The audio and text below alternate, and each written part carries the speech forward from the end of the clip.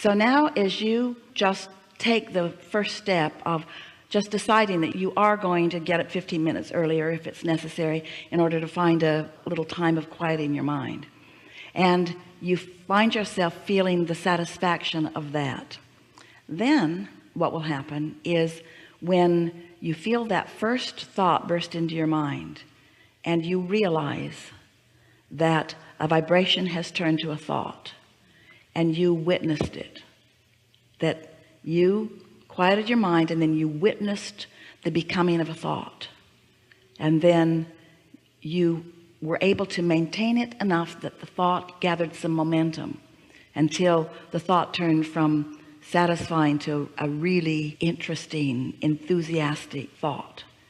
And then you saw rendezvous begin to happen, and you actually felt yourself wanting to say, the magic has started. It's not magic, we just like that word because the forces of the universe are cooperating on my behalf and I'm ready. The feeling of satisfied, worthy readiness is going to consume you, and from then on you're on your way. From then on you will come closer and closer to knowing that there is nothing that you cannot be or do or have. You'll just know it. And so then right away, just with the first few days of this slight shift within you, when you were reminded of something that you've wanted before that has given you angst just to think about it, because you knew what you want, you just don't know how or where or when or who. But now that thought feels more soothing to you because you just say softly to yourself, well, I'll be ready to be ready to be ready to be ready to allow that, and meanwhile I'm really enjoying that. So you begin to enjoy the unfolding. And what's so wonderful about that is that you're always going to be unfolding. You're never going to get to the place where it's all manifested. Looking for life the way most people are looking for it can never bring you satisfaction, because you're expanding so much more rapidly than you even know.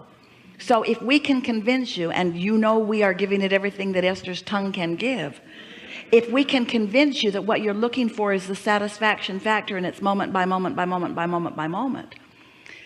We gave an analogy the other day, and maybe it will resonate with you. Someone said to Esther that it helped them, so we're going to give it to you again.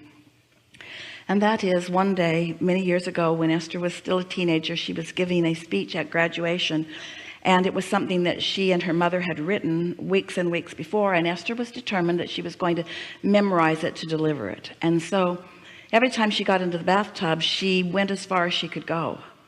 She went as far as she could go, and then she couldn't remember. And so then she would review it, and the next time she would be in the bathtub, she would go as far as she could go and that much further. And then she got to the place where she couldn't remember, and so then she would review it in the next day or two, because she had weeks to prepare for this. So each time she would start at the beginning and then go as far as she could go, and start at the beginning and go as far as she could go, and start at the beginning and go as far as she could go. And before long, because what she knew, at the part that she knew from the beginning, gave her the stability to expect that she could tack on the next part. You sort of getting what we're talking about?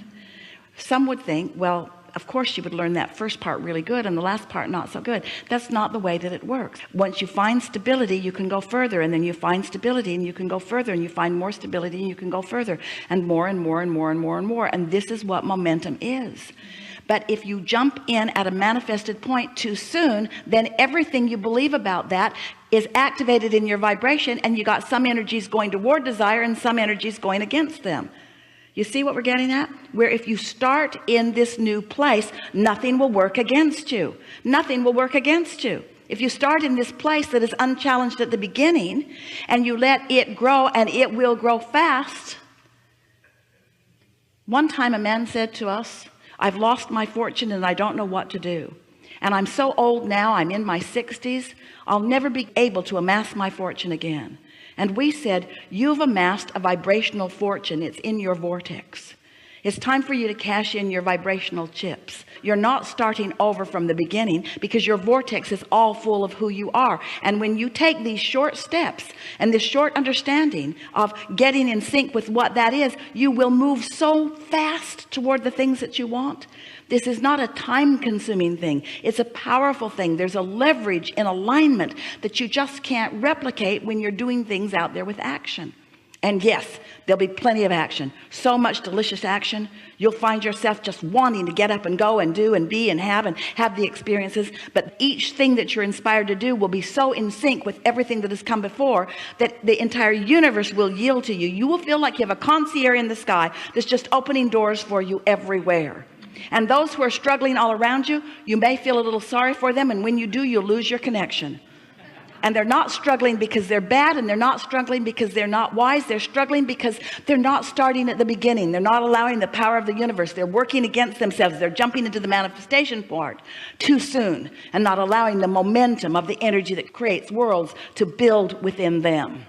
Really good conversation. Thank you. Really good.